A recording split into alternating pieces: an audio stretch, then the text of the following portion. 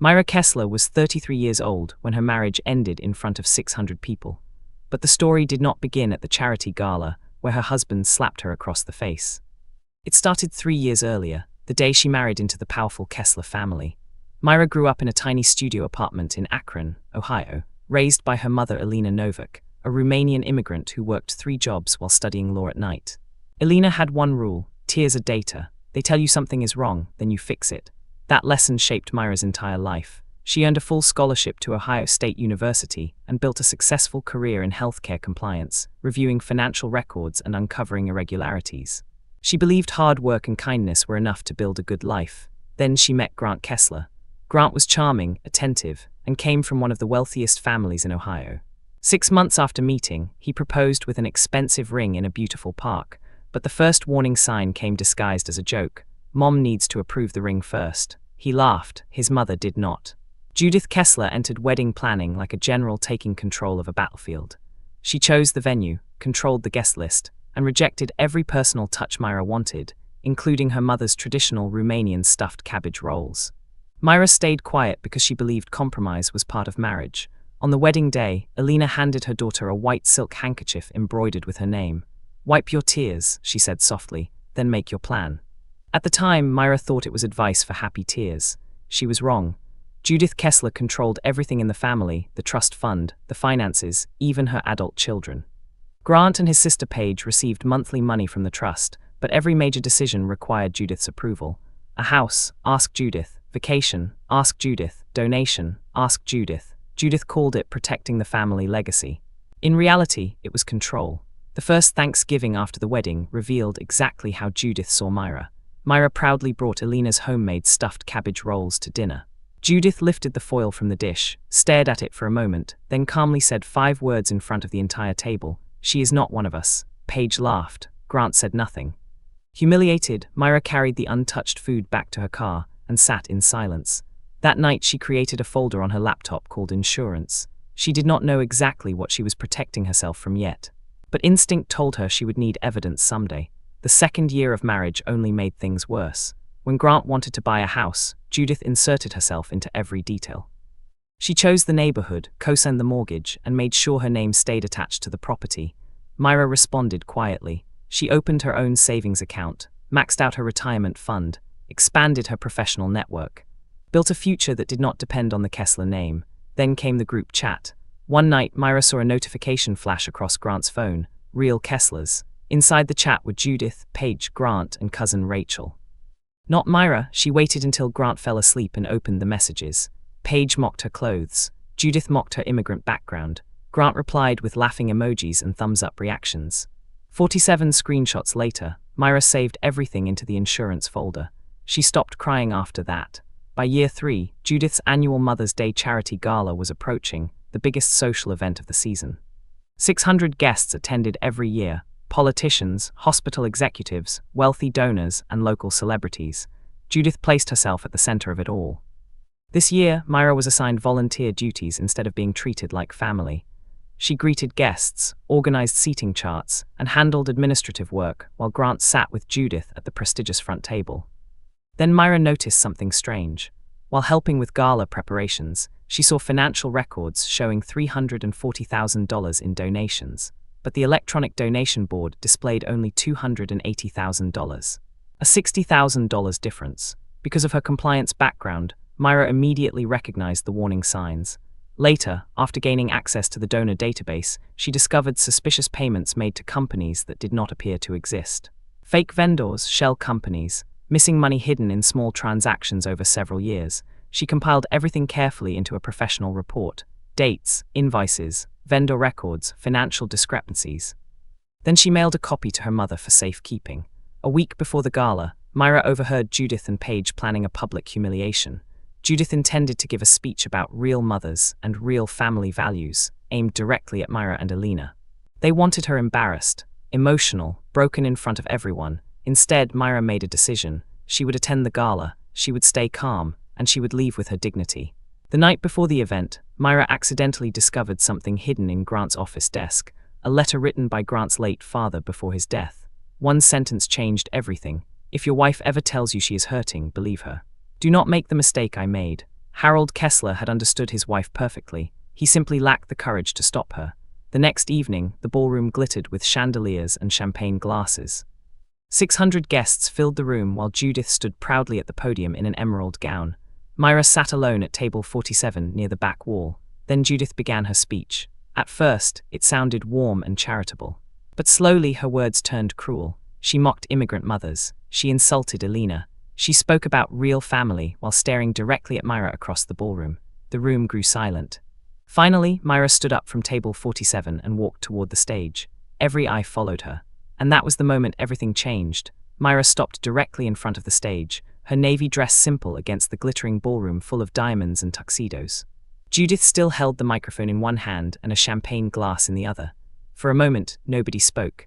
Then Myra looked up at her mother-in-law and calmly said, "My mother worked 3 jobs to put herself through law school. She didn't need a trust fund or a charity gala to prove she was a good mother. She just showed up every day." Her voice never shook, the room froze. Judith's expression changed instantly. Tears filled her eyes with perfect timing, practiced and dramatic. "Do you see what she does to me?" Judith cried into the microphone. "She attacks me on Mother's Day at my own event." Grant stood from table 1, already drunk from champagne. His face was flushed as he pushed through the crowd toward Myra. "Apologize to my mother," he snapped. Myra looked at him quietly. "No," the slap came fast. Grant's hand struck the side of her face, so hard the sound exploded through all 12 ballroom speakers, because Judith's microphone was still live. 600 people heard it. The crack echoed beneath the chandeliers. Silence followed. Absolute silence. Myra tasted blood immediately. Her lips split open where her teeth cut into the skin. Heat spread across her cheek as shock rolled through the ballroom. Judith smiled, just a small smile. Satisfied, victorious. Paige covered her mouth pretending to gasp, but her eyes were laughing. Some guests laughed nervously, unsure how to react. Only one person moved. A retired teacher named Deborah Aldridge stood from table 47 and whispered, "Oh my God." Myra reached into her pocket and pulled out the white silk handkerchief Elena had given her on her wedding day. She pressed it gently against her bleeding lip. White fabric, bright red blood. Elena's embroidered name stitched in pale blue thread. She folded the handkerchief carefully and placed it back into her pocket. Then she looked around the ballroom. 600 adults, politicians, business leaders, hospital executives. Not one person had stepped between her and Grant, not one. Without saying another word, Myra turned and walked toward the exit. Behind her, Paige shouted, "Drama queen, can't even take a joke." Grant called after her, "Myra, come back, you're overreacting." Then Judith's amplified voice rang through the ballroom, "Let her go, she'll come crawling back." They always do. Outside, the cool May air hit Myra's burning face like ice water. She walked through the parking lot in silence and sat inside her silver Honda Civic. Her hands trembled only once. Then she picked up her phone and called the only person she trusted. "Elena speaking." "Mom," Myra whispered. "Please come." There was a pause, not shock, not panic, decision. "Did he hit you?" "Yes." "Are you injured?" "Yes."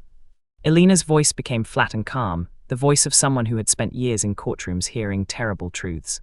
"Listen carefully. Do not wash your face. Do not change your clothes. Sit in your car and lock the doors. I'll be there in 40 minutes. Then she added softly, "I love you, I'm coming." For 40 minutes Myra sat alone in the dark parking lot while the gala continued inside as if nothing had happened. Later, Deborah Aldridge would tell her exactly what happened after she left. Judith returned to the microphone. "Well," she announced, "now that the drama is over, let's continue celebrating real mothers." But the mood in the room had shifted. People were whispering. Some guests quietly left. Others stared at Grant with disgust. Deborah walked directly to Grant's table and looked him in the eyes. "I taught school for 35 years, she said coldly. "I've watched boys become men and men become boys." "What you just did was a boy," Grant muttered angrily. "Mind your own business." Deborah left the ballroom and made 2 phone calls. Those calls would matter later. Exactly 40 minutes after Myra's call, a dark blue sedan pulled into the parking lot. Elena Novick stepped out wearing a black coat over a plain house dress, reading glasses still resting on top of her head. She had come straight from home. No makeup, no drama, no fear. She walked to Myra's car and gently examined her daughter's face. The bruise had already formed beneath her eye. Blood dried along her chin. Elena cupped Myra's face with both hands and stayed silent for several seconds. Then she said, "Okay, here's what we do. Step 1, photograph the injuries. Step 2, return inside and identify witnesses. Step 3, file a police report tonight, not tomorrow, not later, tonight." Myra whispered, "I don't want to go back in there." Elena held out her hand. "You won't be alone this time." Together they walked back into the ballroom. The music stopped almost immediately when people saw them enter. Judith spotted them first. Her face hardened. "Myra, if you came back to apologize," Judith said sharply, "you can do it privately." Elena spoke before Myra could answer. "My name is Elena Novak. I'm here because your son struck my daughter in this room 40 minutes ago." The ballroom went completely silent. Judith straightened. "That's a family matter." Elena never blinked. "Battery is not a family matter," she replied calmly. "It's a criminal matter." The sentence landed like a hammer. People shifted uncomfortably in their seats. Grant stood up from table 1, knocking over a champagne glass. "Let's talk about this at home," he pleaded. Elena looked directly at him. "She will not be going home with you tonight." Judith instantly switched tactics, tears returning again. "Do you see what they're doing to our family?" she cried. "Harold would be ashamed." That was when Myra spoke. "Harold's letter says otherwise." Judith's face lost all color. "What letter?" "The one he wrote before he died. The one where he admitted his biggest regret was never standing up to you." The ballroom gasped. Judith stepped forward furiously. "That letter is private property." Elena interrupted smoothly. "We are not here about the letter. We are here because your son assaulted my daughter in front of 600 witnesses." Then Myra delivered the second blow. "I've also reviewed the gala's financial records." Page froze. "The donor database shows $340,000 in donations," Myra continued calmly. "But the public display board shows only $280,000. I also found payments made to 2 companies that don't appear to exist." Now panic spread across Judith's face. The ballroom doors remained open behind them, and through the lobby everyone could still see the glowing donation board displaying the false amount. "You went through my records," Judith hissed. "I was given access," Myra replied, "by Paige." Paige's clipboard slipped from her hands and crashed onto the floor. That was the moment Judith finally lost control. Not gracefully, not quietly, she screamed, "She's a liar. A manipulative little immigrant's daughter trying to destroy this family." Her voice blasted through the still live microphone for the entire ballroom to hear, but Elena never raised her own voice. "Your son hit my daughter," she said calmly. "That's what happened tonight. Everything else is for attorneys." Then an off-duty police sergeant stood from table 3. "Ma'am," he said to Myra, "would you like me to call this in?" Myra looked at him steadily. "Yes." 12 minutes later, Officer Dan Morales entered the ballroom. By then several guests had already provided videos recorded on their phones. Deborah Aldridge immediately volunteered as a witness. Officer Morales photographed Myra's injuries before turning to Grant. "Sir," he asked professionally, "did you strike this woman?" Grant looked at Judith. Judith looked terrified, but there were too many witnesses, too many phones. Too much evidence. Finally Grant whispered, "Yes, turn around and place your hands behind your back." The handcuffs clicked shut. The sound was small compared to the slap, but somehow louder.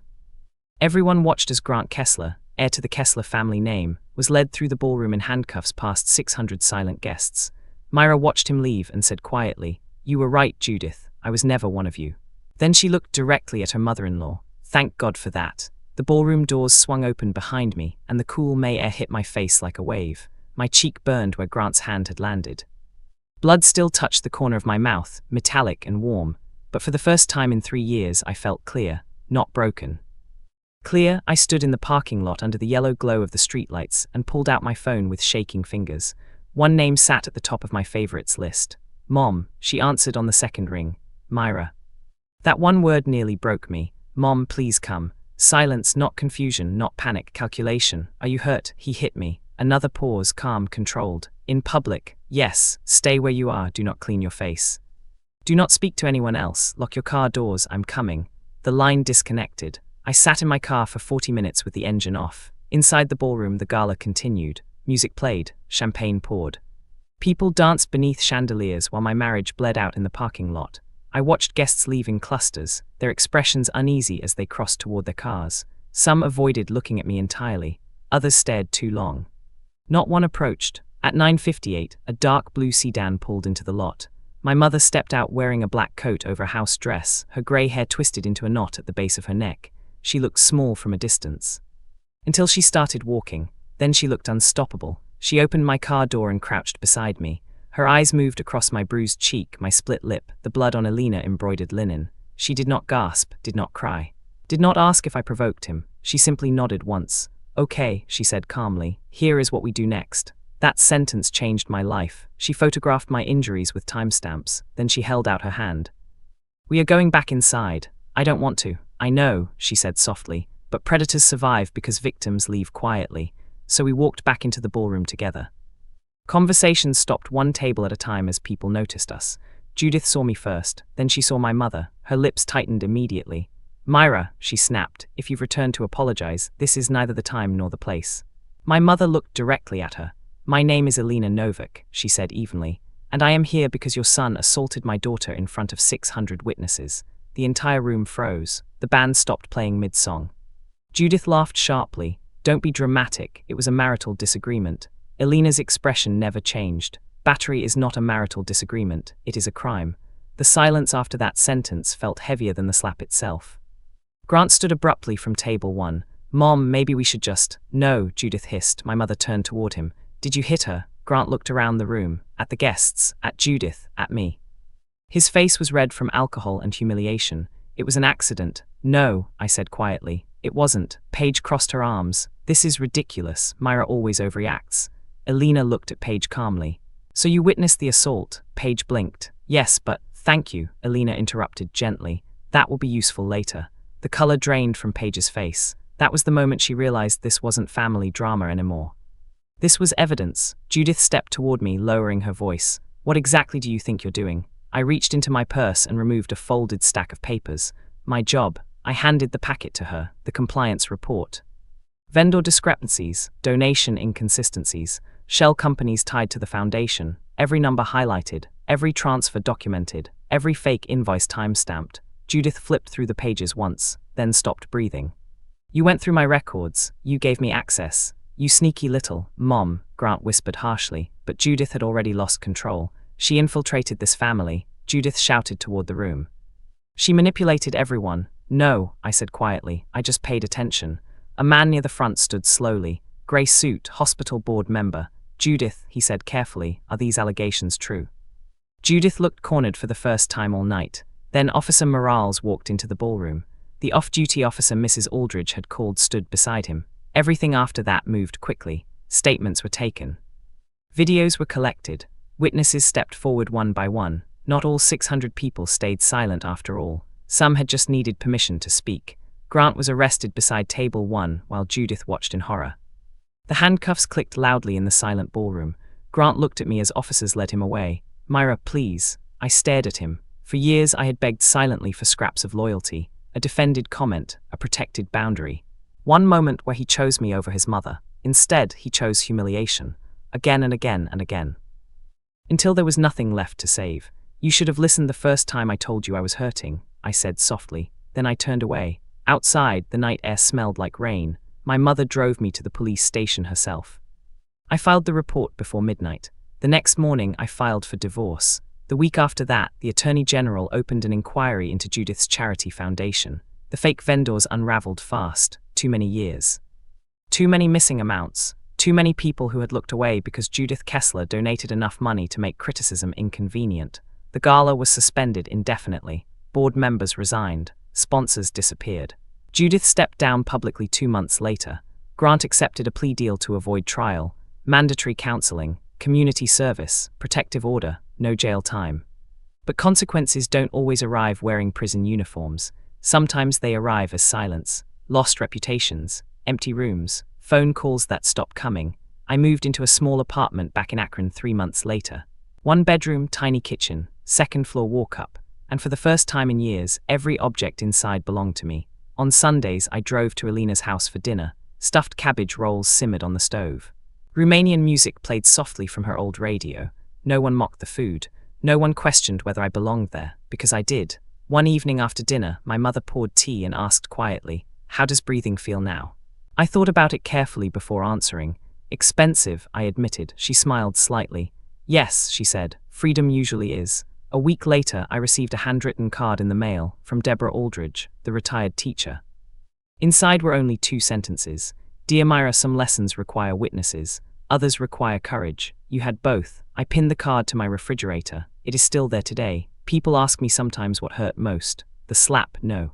The laughter afterward, because violence is terrible, but an audience that excuses it can destroy something even deeper. That night taught me something my mother had tried teaching me my entire life. Love without respect is just permission.